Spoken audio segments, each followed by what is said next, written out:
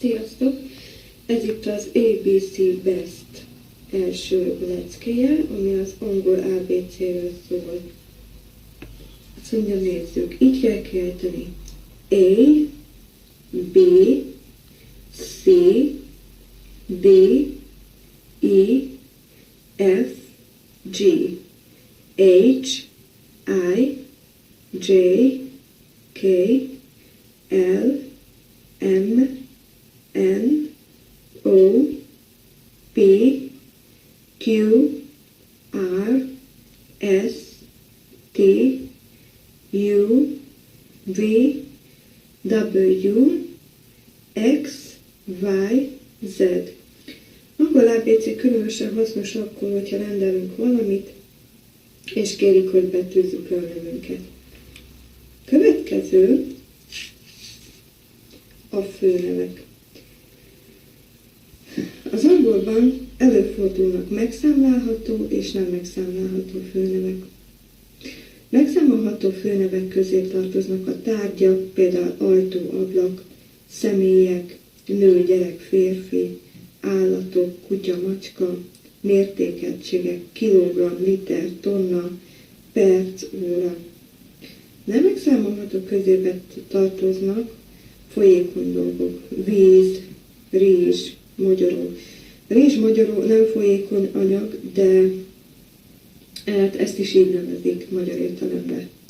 Szilárd anyagok, ami egymagában van, csak mint kenyér, hús, szappan, csoki. Tehát, ha nem teszem hozzá, hogy 1 kiló kenyér, 1 tábla csokoládé, vagy 1 darab szappan, vagy 1 kiló hús, akkor így önmagában nem megszámolható. Végnemű anyagok, gáz, levegő. A nem megszámolható dolgok közé a pénzt is odasorolja az angol, így érti, hogy 1 kis pénz vagy sok pénz. Elvont időjárási fogalmak, szél, napfény, eső, testi-lelki állapotra jellemző dolgok, hogy erő, szerelem vagy jókedv, ezek mind nem megszámolható dolgok. Következő dolog, ami most jön, az magáról az ABC Bestről szól. Az ABC Best egy olyan angol nyelvoktatás, ami sokkal több, mint egy angol nyelvoktatás, felkészítés nyelvvizsgára, szókincsfejlesztés, hallás utáni szövegértés gyakorlatok, fordítás szövegértés gyakorlatok, hétköznapi társalgás, általános üzleti angol ismeretek. Az oktatás ideje, ha valaki egy középszintű nyelvet szeretne elsajátítani, 36 órára van szüksége rá. Ez 1 óra ára 2500 forint, ami 60 percet jelent. Ami azt jelenti, ha valaki jelentkezik, rugalmas időbeosztás. Tehát önmaga tervezi meg, hogy mikor jön órákra, és a diák tervezi meg azt, hogy mennyi órát szeretne megvásárolni egy héten vagy egy hónapban. Tehát teljesen rugalmas ez a dolog. Tehát a 2500 forintot óra végén kell kifizetni, amikor lement egy óra. Előre nem kell fizetni, a időbeosztás rugalmasan, egyénileg tervezhető, ugyanúgy, ahogy a megvásárolni kívánt órák számát. Ez csak egy ajánlat, ha valaki szeretne középfokra eljutni angolból, egy ilyen ismeretet elsajátítani, ahhoz 36 óra szükséges. Telefonszám 0631 332 38 28, e-mail cím selket1981 @gmail.com. Most pedig folytassuk tovább. Főnév többes száma. Főnév többes számát képezhetjük S-taggal. Ez egy normális eset. Tehát a főnevekhez egy S ragot kapcsolunk, kicsit közelebb megyek S-tag. Például book, ez egy könyv, books, könyvek. Ha a főnév dupla S-re, CH-ra, SH-ra, X-re, S-re, óra végződik, akkor egy E-S végződés kap. Wish, kívánság, wishes, kívánságok.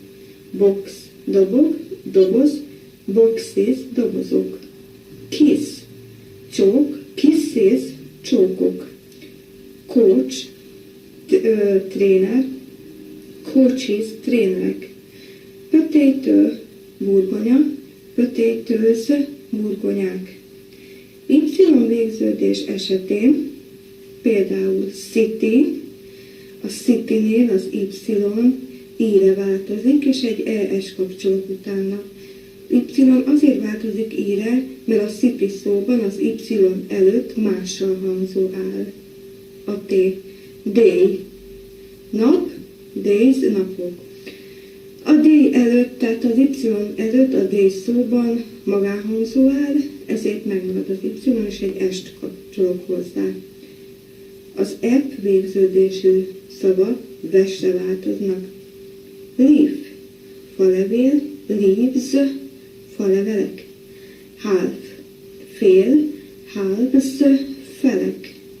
Shelf, polc, shelves, polcok. Ez a főnév többes száma. Menjünk rá a névelőkre. Határozatlan névelő, az ő és az ön. Jelentése egy. A megszámolható főnév egyen számban áll utána. Ön apple vagy book.